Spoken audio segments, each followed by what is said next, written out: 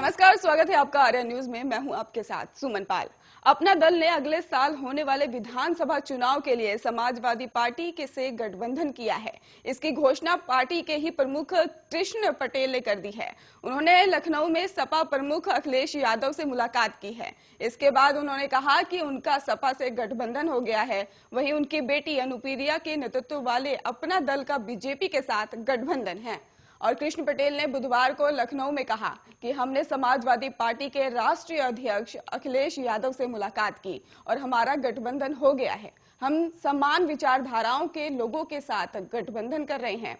बहुत जल्द हम संयुक्त मंच पर दिखाई देंगे। सीटों को लेकर अभी कोई बात नहीं हुई है। कृष्ण पटेल की बेटी अनुप्रिया पटेल के नेतृत्व वाले धड़े का बीजेपी के साथ गठबंधन है। अपना दल ने ही 2017 के चुनाव में 11 सीटों पर चुनाव लड़ा था और 9 सीटों पर जीत भी दर्ज की थी। अनुप्रिया पटेल केंद्र सरकार में मंत्री भी हैं। अगले साल होने वाले विधानसभा चुनाव के लिए सपा के गठबंधन सहयोगियों की संख्या बढ़ती ही जा रही है। सपा ने इससे पहले ओम प्रकाश राजभर की सुहेल देव भारतीय समाज पार्टी और महान दल के साथ गठबंधन किया था और उनके अलावा समाजवादी पार्टी की जयंत चौधरी के राष्ट्रीय लोक दल के गठबंधन को लेकर भी बातचीत जो है अंतिम चरण में है। अखिलेश यादव जयंत चौधरी ने मंगलवार को लखनऊ में मुलाकात की है। वहीं आम आदमी पार्टी के राज्यसभा सांसद अजय सिंह ने भी बुधवार को लखनऊ में अखिलेश यादव से मुलाकात की।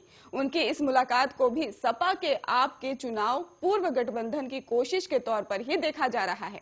वहीं जानकारी ये है कि संजय सिंह ने अखिलेश यादव को 25 सीटों की एक सूची भी सौंपी है। इन सीटों पर आप चुनाव लड़ना चाह रही है और इसमें से दिल्ली से भी सटे सीटें अधिक ज्यादा हैं।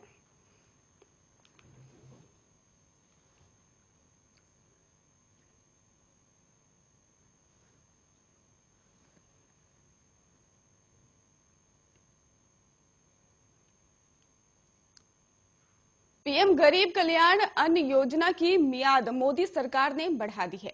अब अगले साल मार्च तक मुफ्त राशन मिलता रहेगा। केंद्रीय मंत्री अनुराग ठाकुर ने कैबिनेट की बैठक के बाद जानकारी दी। अनुराग ठाकुर ने कहा कि इस पर कुल 53,344 करोड़ रुपए खर्च आएगा और इस योजना से करीब 80 करोड़ लोगों को फायदा भी मिलता रहेगा। अब तक 600 लाख मीट्रिक टन ही स्वीकृत किया जा चुका है और कुल मिलाकर इस पर 2.6 लाख करोड़ रुपए खर्च होगा। अनुराग ने बताया कि कैबिनेट तीनों कृषि कानून को वापस लेने के लिए एक बिल को मंजूरी दी है। संसद का भी शीतकालीन सत्र शुरू होने के बाद इस बिल को संसद में पेश किया जाएगा। बता दें कि प्रधानमंत्री नरेंद्र मोदी ने 19 नवंबर को देश के नाम ही संबोधन में 3 कृषि कानूनों को वापस लेने की घोषणा की थी और साथ ही पीएम मोदी ने कहा था कि एमएसपी और अधिक प्रभावी बनाने के लिए कमेटी का गठन किया जाएगा। पीएम मोदी ने कहा था कि इस महीने के अंत में शुरू होने जा रहे संसद सत्र में ही हम 3 कृषि कानूनों को रिपील करने की संवैधानिक प्रक्रिया को पूरा कर देंगे। और उन्होंने कहा कि जीरो बजट खेती यानी प्राकृतिक खेती को बढ़ावा देने के लिए भी देश की बदलती आवश्यकताओं को ध्यान में रखकर क्रॉप पैटर्न को भी वैज्ञानिक तरीके से बदलने के लिए एमएसपी को और अधिक प्रभावी और पारदर्शी बनाने के लिए भी ऐसे सभी विषयों पर भविष्य को ध्यान में रखते हुए निर्णय लेने के लिए एक कमेटी का गठन किया जाएगा। और इस कमेटी में केंद्र सरकार, राज्य सरकारों के प्रतिनिधि होंगे और किसान होंगे और कृषि वैज्ञानिक भी होंगे, कृषि अर्थशास्त्री भी मौजूद रहेंगे। पीएम मोदी के इस अनुरोध के बाद भी करीब 1 साल में प्रदर्शन कर रहे किसान संगठनों ने आंदोलन खत्म करने से इनकार कर दिया है। किसान संगठनों का कहना है कि जब तक कानून संसद से वापस नहीं लिया जाता और एमएसपी पर कानून नहीं बन जाता, वो वापस नहीं जाएंगे। किसान संगठन बिजली विधेयक केस की वापसी समेत कई अन्य मांग भी उठा रहे हैं।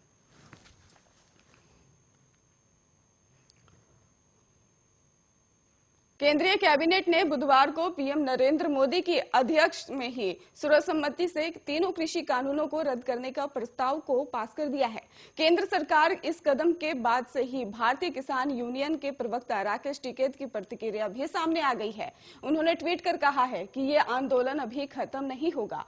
टिकैत ने कहा कि एमएसपी पर पक्का गारंटी कार्ड लेकर जाएंगे और राकेश टिकैत ने यह भी कहा कि 7 नवंबर को हमारी बैठक है, जिसके बाद हम आगे के निर्णय लेंगे। देंगे। उन्होंने कहा कि मोदी जी ने कहा है कि 1 जनवरी से किसानों की आमदनी दोगुनी हो जाएगी। तो हम पूछेंगे कि कैसे दोगुनी होगी?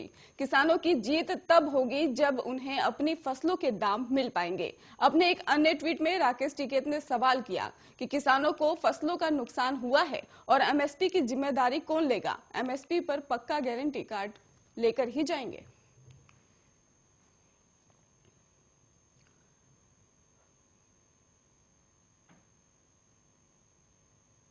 पंजाब विधानसभा चुनाव से ठीक पहले आम आदमी पार्टी के मुखिया अरविंद केजरीवाल ने चौंकाने वाला दावा कर दिया है।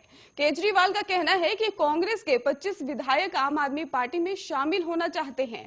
केजरीवाल हालांकि ये भी कह रहे हैं कि हम दूसरे दलों के कचरे को नहीं लेते, और केजरीवाल ने पंजाब की 2 दिन की यात्रा के दौरान ये दावा भी कर दिया कि कांग्रेस के करीब 25 विधायक और राज्य के 2/3 सांसद उनकी पार्टी से संपर्क में हैं और वो शामिल भी होना चाह रहे हैं। केजरीवाल ने कहा कि करीब 25 कांग्रेस विधायक और पार्टी के 2/3 सांसद हमारी पार्टी में शामिल होने के लिए हमारे संपर्क में हैं।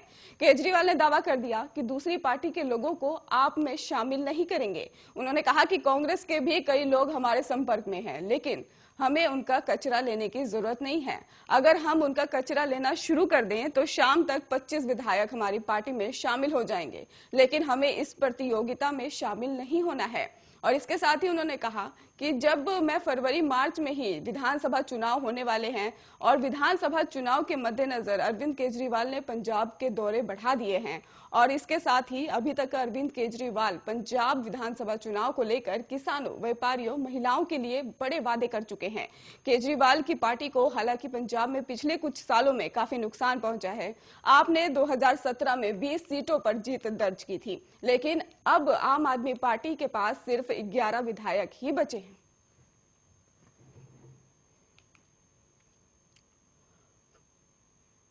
समाजवादी पार्टी के मुखिया और उत्तर प्रदेश के मुख्यमंत्री अखिलेश यादव ने चुनावी सरगर्मियां बढ़ा दी हैं। आपको बता दें कि अखिलेश यादव ने बुधवार को ऐलान किया कि साल 2022 में यूपी में उनकी सरकार आते ही वो किसान आंदोलन के दौरान जान गंवाने वाले को, परिवार वालों को उनके 25 लाख रुपए का मुआवजा देंगे। अखिलेश यादव ने आज ट्वीट किया है और किसान का जीवन अनमोल होता है, उन्होंने ये कहा है। उन्होंने ये भी कहा कि क्योंकि वो अन्य के जीवन के लिए अन्न उगाता है और हम वचन देते हैं कि 2022 में समाजवादी पार्टी की सरकार आते ही किसान आंदोलन के शहीदों को 25 लाख की किसान शहादत सम्मान राशि दी जाएगी। आपको बता दें कि समाजवादी पार्टी केंद्र के 3 कृषि कानूनों को वापस लिए जाने के लिए बाद से ही किसानों की अन्य मांगों का भी समर्थन कर रही है। और इससे पहले भी आपको बता दें कि किसान आंदोलन के दौरान एसपी लगातार किसानों का समर्थन करती रही है और अब पार्टी के मुखिया ने मुआवजे को लेकर बड़ा दावा कर दिया है।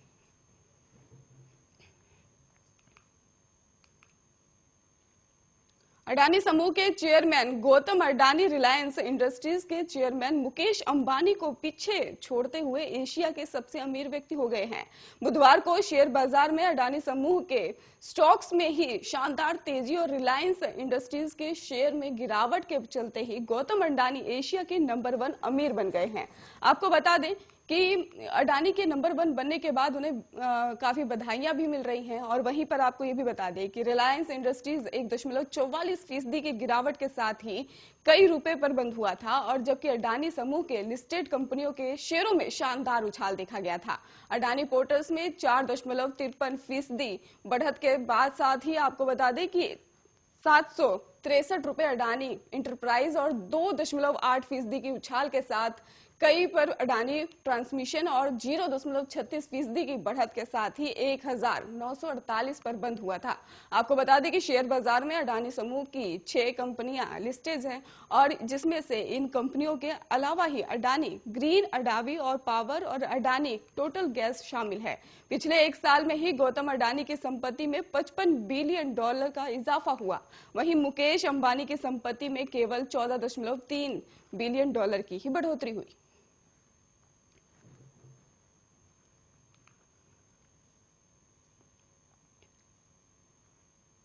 बीजेपी की सांसद साध्वी प्रज्ञा सिंह ठाकुर ने बॉलीवुड एक्ट्रेस कंगना रनौत के आजादी वाले बयान का समर्थन कर दिया है। उन्होंने बुधवार को कहा कि अगर कोई साफ मुंह से ये कह रहा है तो इसमें गलती क्या है। हमें पहले बोलने की आजादी नहीं थी। साध्वी प्रज्ञा सिंह ठाकुर ने कहा कि हमें तो असली आजादी 2014 में मिली है। नरेंद्र मोदी प्रधानमंत्री बनने के बाद अगर कोई साफ मुंह से ये कह रहा है तो वो गलती ही क्या है।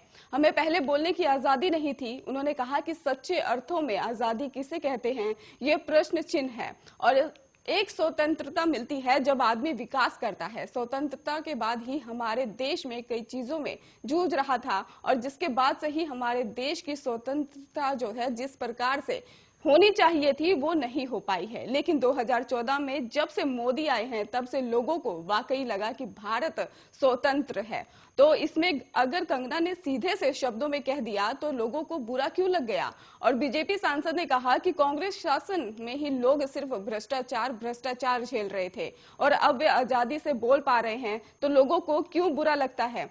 उसके साथ ही उन्होंने कई और बातें भी कही हैं। और इसके साथ ही आपको बता दें कि राष्ट्रभक्त का कहता है तो बुरा लग जाता है, ऐसा भी वो कह रही हैं।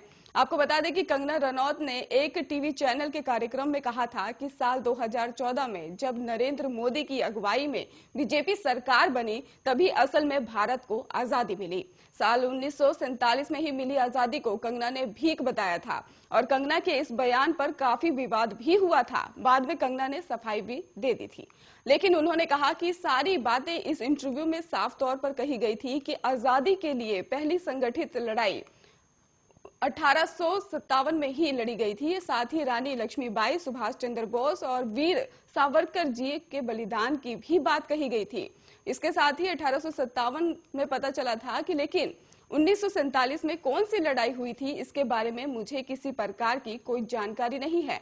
अगर कोई मुझसे इस बारे में जानकारी देगा तो मैं पद्मश्री वापस कर दूंगी, ऐसा कंगना का कहना है। इसके साथ ही उन्होंने ये भी कहा कि मैं माफी भी मांगूंगी।